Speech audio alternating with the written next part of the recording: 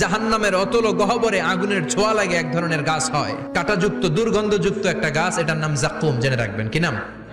জাক্কুম। বিশ্বনবী বললেন তিরমিজির বর্ণনায়, জাক্কুমের একটা টুকরা যদি আল্লাহ দুনিয়াতে ফেলে, পুরো দুনিয়াটা দুর্গন্ধে সয়লাব হয়ে যাবে। পুরো দুনিয়ার মানুষগুলো জাক্কুমের গন্ধে ওই জায়গায় শেষ, পুরো দুনিয়াটা নষ্ট হয়ে যাবে। ওই কাঁটাযুক্ত জাক্কুম তাদেরকে দেয়া হবে, ক্ষুধার চোটে জাক্কুমই খাইতে শুরু করবে। আহা, খেতেও পারবে না, গিলতেও পারবে না, এবার কয় পানি দাও। জাহান্নামীদের জন্য 4 ধরনের ঝর্ণা আছে।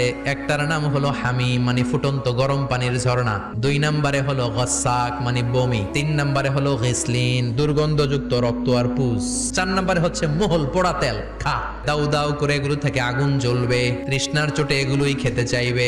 এগুলোর পেয়ালা যখন মুখের সামনে আসবে, এগুলোর উত্তাপে গালের গোশত, চোখের গোশত, কপালের গোশত গুলো ঝলসে ঝলসে পানির মধ্যে পড়ে যাবে। তৃষ্ণার চোটে না পেরে ওইটাই গিলবে, যেখান দিয়ে বেরোবে কেটে ছিঁড়ে শেষ হয়ে যাবে। দিস ইজ জাহান্নাম। আমরা জাহান্নাম থেকে পানাহা চাই।